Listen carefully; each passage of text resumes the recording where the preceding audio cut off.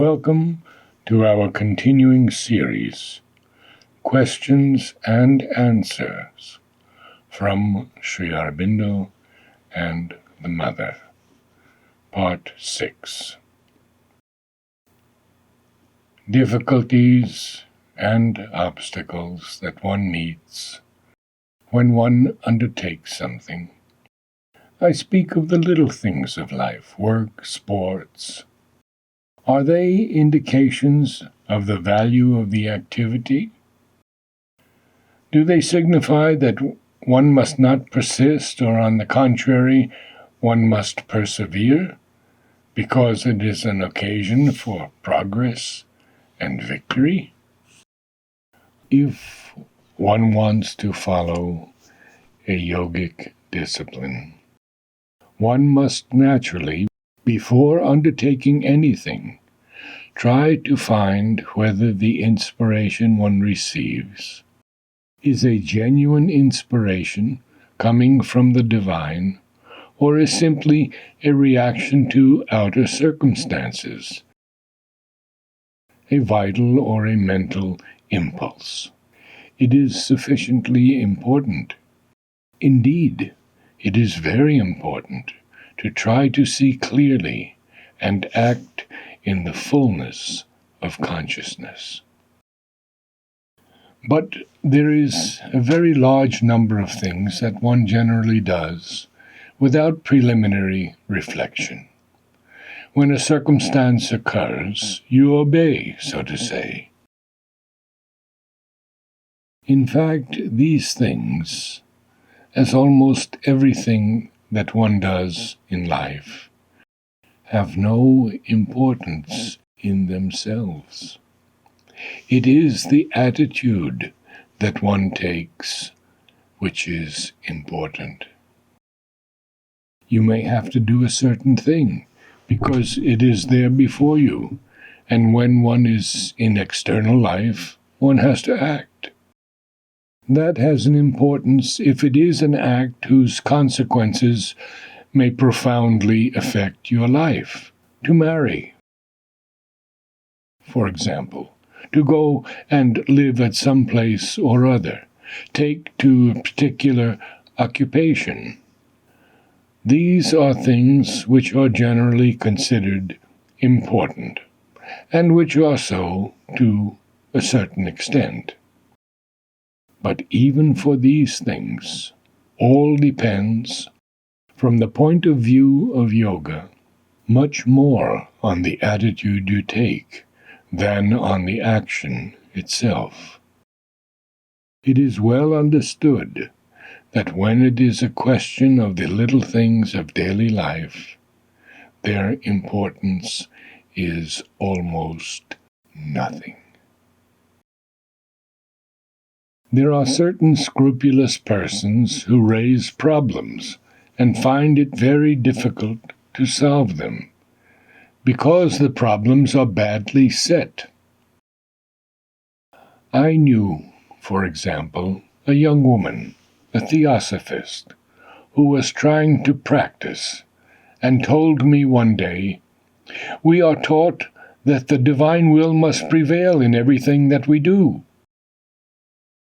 But in the morning, when I take my early breakfast, how am I to know whether God wants me to put 2 lumps of sugar in my coffee or only 1?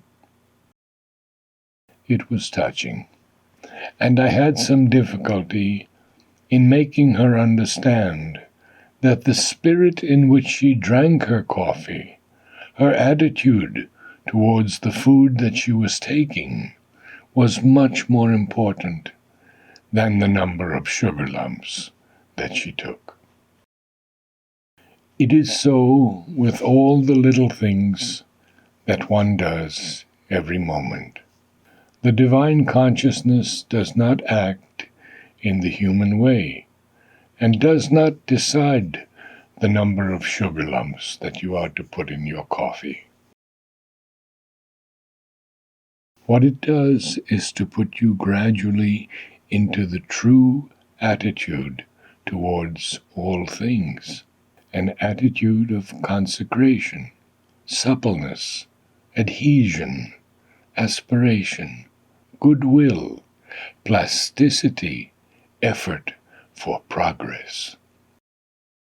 It is that which counts much more than the small decisions that you may have to take at each second. Before you act, you can try to see what is the right action, but you will not be able to do it by any mental discussion or through a mental problem. It is only when you take an inner attitude, creating an atmosphere of harmony, a progressive harmony, that whatever you do becomes necessarily, under the given circumstances, the best thing that could be done. The ideal would be an attitude so total that the action becomes spontaneous, dictated by something other than the external reason. But it is an ideal to which one should no doubt aspire, but which cannot be realized all at once. A certain time is needed for that.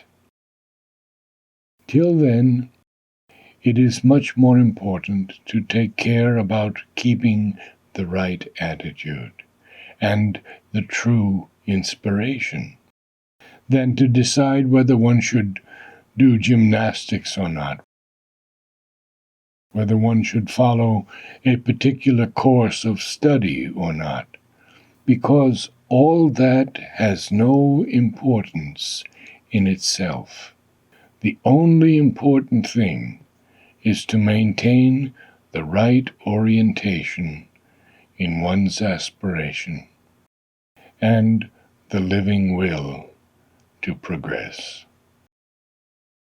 As a general rule, and in order that the experience may be fully profitable, when one has undertaken something, he should do it with persistence, without caring for obstacles and difficulties, unless and until a thing absolutely imperative happens, which tells you that you are not to continue any more. But that happens rarely. Generally, things follow their course, and when they come to an end, having terminated or produced the desired result, then only one sees why they were there. Obstacles, contradictions, encouragements should not be considered as signs to which you must conform, for they may have quite a different signification according to the case, and it is not by these external events that you should judge the rightness of what you have undertaken. When you are very attentive and very sincere, you may have an indication, inner yet quite perceptible, of the value of the action you are doing.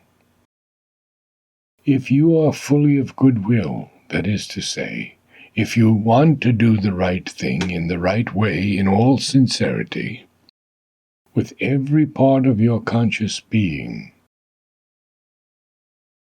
and if, for some reason or other, you take up an undesirable work, you feel almost immediately a kind of uneasiness in the region of the solar plexus, which is not violent, which does not force itself in a dramatic manner, but which is very perceptible to one who is attentive, something like a regret, a lack of adhesion. That may go even to some sort of refusal to collaborate.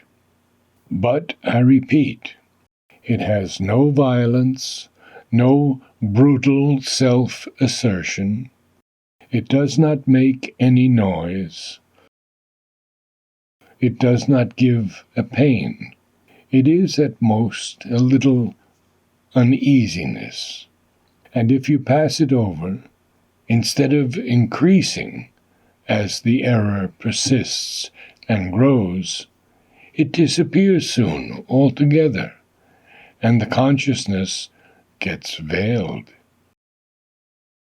This small indication, therefore, cannot be a sure sign, because if you ignored it on many occasions, if you did not take it into account, it does not come back anymore.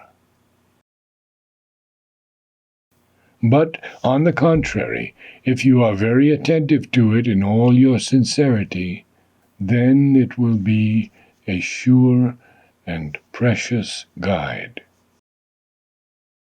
In any case, when this uneasiness is not there, it is better to pursue to the end whatever one undertakes, so that the experience may be completed. Unless you receive, as I was telling you just now, an absolutely precise and categorical indication that the thing should not be done.